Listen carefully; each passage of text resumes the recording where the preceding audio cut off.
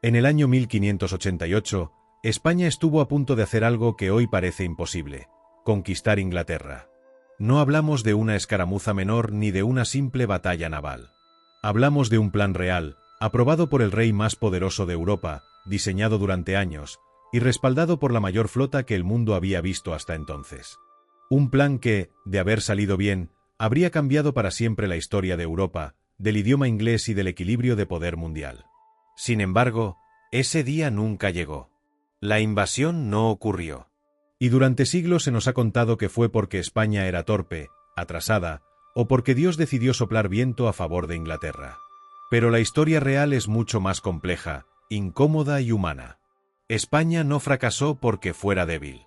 Fracasó porque la historia no perdona los errores, incluso cuando los comete el imperio más poderoso del planeta.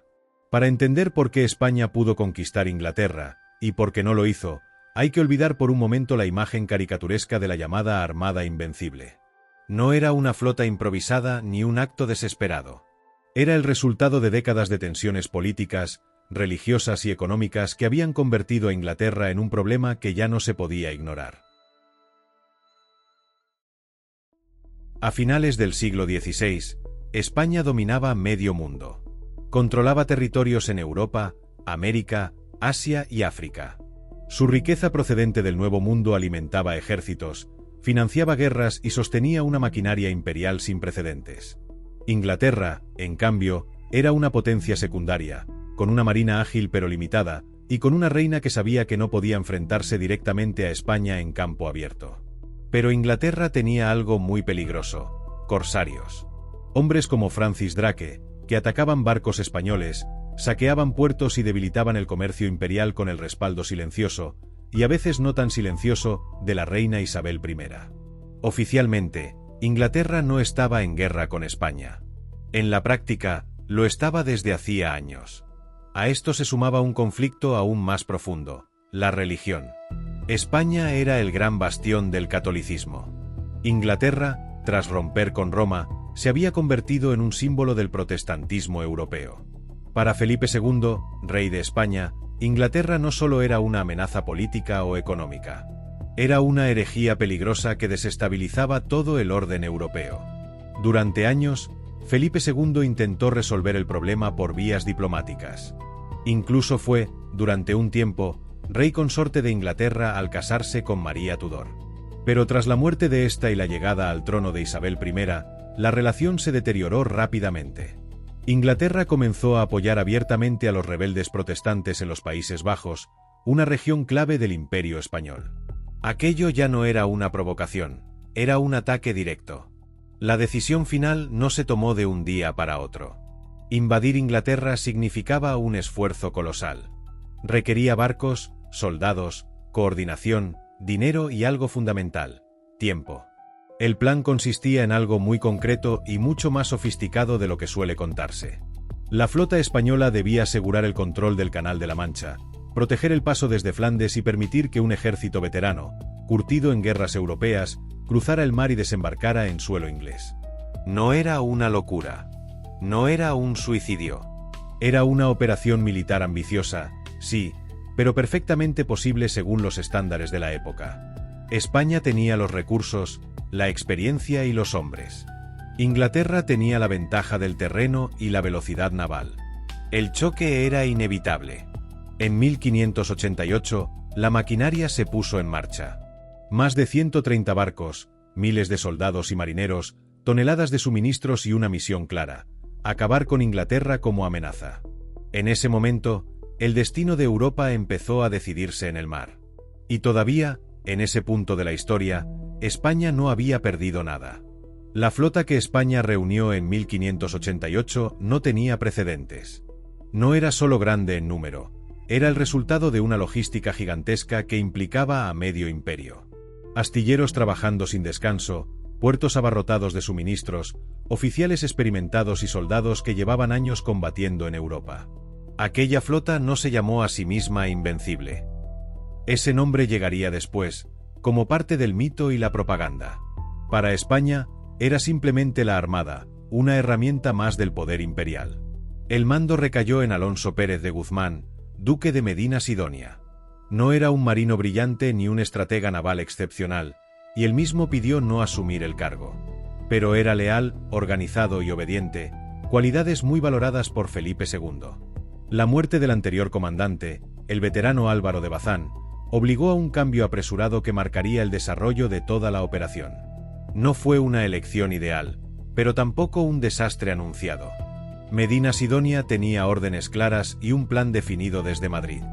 Ese plan no consistía en destruir a la flota inglesa en una gran batalla naval. Esa es una de las mayores confusiones históricas.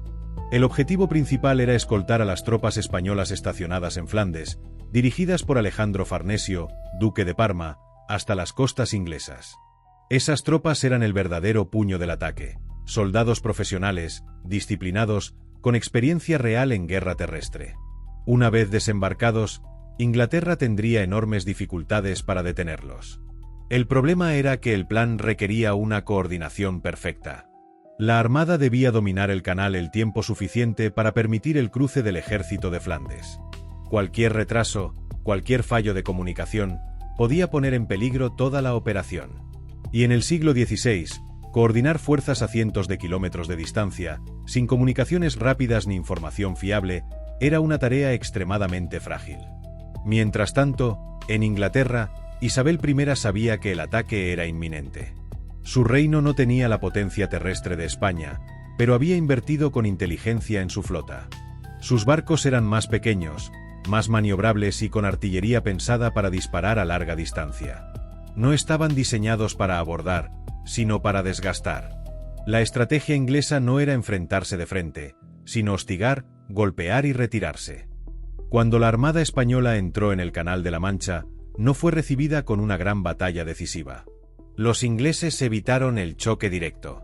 Durante días, se limitaron a seguir a la flota española, atacando desde lejos, probando sus defensas, buscando errores. España, fiel a su doctrina naval, mantuvo una formación cerrada y defensiva. Y funcionó. Durante esos primeros enfrentamientos, la Armada resistió sin sufrir derrotas graves. Este punto es crucial y suele olvidarse. España no fue derrotada en el canal. No hubo una batalla donde la flota inglesa aniquilara a la española. Los barcos españoles seguían en pie, el plan seguía técnicamente vivo y la invasión aún era posible. Pero el tiempo empezaba a jugar en contra. La coordinación con las tropas de Flandes se volvió cada vez más complicada. Los puertos no estaban preparados para el embarque rápido del ejército. Los mensajes tardaban días en llegar. Cada jornada perdida debilitaba la posición española. Aún así, la Armada logró llegar a Calais, un punto clave donde se esperaba completar la unión de fuerzas. Fue entonces cuando ocurrió uno de los episodios más conocidos, pero también más simplificados, de toda esta historia. En la noche, los ingleses lanzaron barcos incendiarios contra la flota española anclada. No causaron grandes daños materiales, pero provocaron pánico. Las formaciones se rompieron, los anclajes se soltaron y la Armada se vio obligada a dispersarse. No fue una derrota definitiva, pero sí un golpe psicológico enorme. A partir de ese momento, la operación dejó de avanzar según lo planeado. La invasión todavía no era imposible, pero cada decisión empezaba a tener un coste más alto. Y el margen de error, para el imperio más poderoso del mundo, empezaba a desaparecer. Tras la dispersión en Calais, la situación cambió de forma silenciosa pero decisiva. La Armada española seguía siendo una fuerza imponente, pero ya no controlaba el ritmo de los acontecimientos. El plan original, basado en la coordinación precisa y el tiempo, comenzaba a deshacerse. Cada hora que pasaba sin lograr el embarque del ejército de Flandes hacía que la invasión de Inglaterra se volviera más improbable. Alejandro Farnesio, el duque de Parma, esperaba. Sus tropas estaban listas, pero no podía moverlas sin garantías.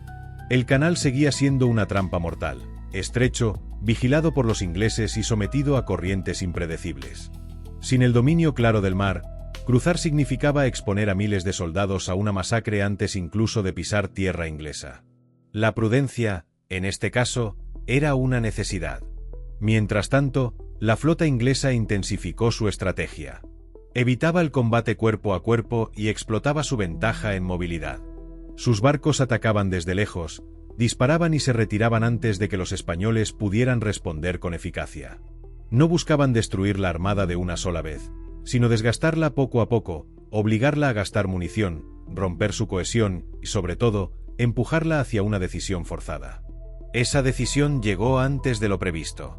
Sin un puerto seguro, con suministros menguantes y con la invasión cada vez más lejos de concretarse, Medina Sidonia tomó una determinación clave: no regresar por el canal, sino rodear las islas británicas y volver a España por el norte.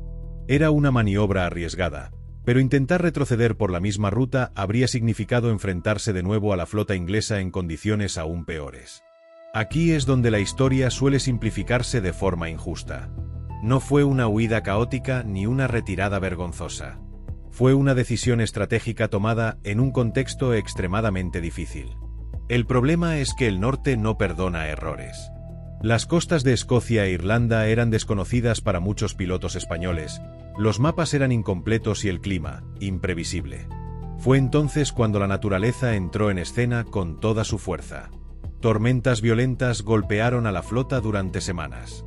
Barcos dañados por los combates anteriores no resistieron.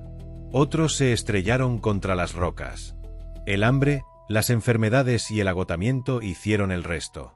No todos los barcos se perdieron, pero el golpe fue devastador. Aún así, conviene insistir en algo fundamental: las tormentas no explican todo. La armada no fue destruida únicamente por el mal tiempo. Llegó a esa situación debilitada, mal coordinada y forzada a tomar decisiones extremas.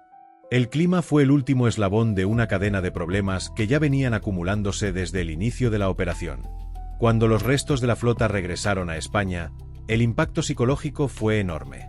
La imagen de invencibilidad del imperio se resquebrajó. Inglaterra, que había sobrevivido, convirtió el episodio en una victoria épica. Se construyó un relato poderoso: Dios había protegido a la nación protestante frente al gigante católico. La propaganda hizo el resto. Sin embargo, la realidad era mucho más ambigua. Inglaterra no había destruido a España. No había conquistado nada. Había resistido. Pero en la historia, resistir a veces basta para cambiar el equilibrio de poder. A partir de ese momento, el mito comenzó a imponerse sobre los hechos. La Armada Invencible pasó a simbolizar el fracaso total, cuando en realidad fue una oportunidad perdida, una operación que estuvo cerca de funcionar y que fracasó por una combinación de factores humanos, estratégicos y circunstanciales. Y lo más importante, España no cayó ese día. Pero algo empezó a cambiar para siempre. La derrota de la Armada Invencible no fue el final de España ni de su poder, pero sí marcó un punto de inflexión. La historia de aquel verano de 1588 demostró algo que muchos reyes y generales tardan en aprender: tener recursos enormes no garantiza el éxito si la estrategia falla o si la coordinación es insuficiente. España había desperdiciado una oportunidad histórica, y aunque sobrevivió, quedó clara la fragilidad de su poder. Tras el regreso de los barcos, Felipe II hizo lo que podía para reconstruir la moral. En público, se habló de heroísmo, de sacrificio y de valentía. En privado, sin embargo, la realidad era más dura. Los costes económicos y humanos de la campaña fueron enormes. Los hombres que regresaron estaban agotados, enfermos y desmoralizados. Los puertos españoles estaban llenos de barcos dañados, y la reconstrucción tomaría meses. Pero la historia no se detuvo allí. Inglaterra, consciente de que había sobrevivido por pura astucia y buena fortuna, comenzó a fortalecer su posición. La flota inglesa no solo se mantuvo intacta, sino que aprendió lecciones valiosas de aquel encuentro. La movilidad, la artillería ligera y la estrategia de desgaste se consolidaron como armas decisivas. De manera silenciosa, Inglaterra comenzaba a escribir las primeras páginas de su futuro como potencia marítima dominante. Mientras tanto, en España, comenzaron a surgir debates internos sobre lo que había salido mal. No fue una cuestión de valentía ni de número de barcos, fue un problema de logística, coordinación y comunicación. Las órdenes llegaban tarde, los planes cambiaban sin claridad, y en momentos críticos, los líderes debían tomar decisiones rápidas sin información suficiente. Todo esto se tradujo en retrasos, confusión y, en última instancia, en la imposibilidad de ejecutar la invasión tal como se había planeado. A pesar de todo, hubo héroes en ambos bandos. Los marineros españoles que resistieron tormentas, combates y hambre mostraron disciplina y coraje extraordinarios. Los comandantes ingleses demostraron ingenio y paciencia, sabiendo que no podían vencer por fuerza, sino por estrategia. Fue un choque de estilos, de culturas y de experiencias que revela mucho sobre cómo se hacía la guerra en el siglo XVI. Ahora, te invito a reflexionar. ¿Crees que España realmente estuvo cerca de conquistar Inglaterra, o fue un plan demasiado ambicioso desde el inicio? ¿Qué habría cambiado Europa si aquel desembarco se hubiera concretado? La historia está llena de posibilidades perdidas, y este es uno de los episodios que nos recuerda que el destino puede depender de pequeños detalles y decisiones humanas. Si te ha gustado esta historia y quieres descubrir más episodios increíbles que cambiaron el curso de España y del mundo, no olvides suscribirte, darle like, compartir este vídeo y dejar tu opinión en los comentarios. Cuéntanos qué otros momentos históricos te gustaría que desgranáramos y qué misterios te gustaría que reveláramos en futuros vídeos. La historia está llena de secretos, y nosotros estamos aquí para contártelos.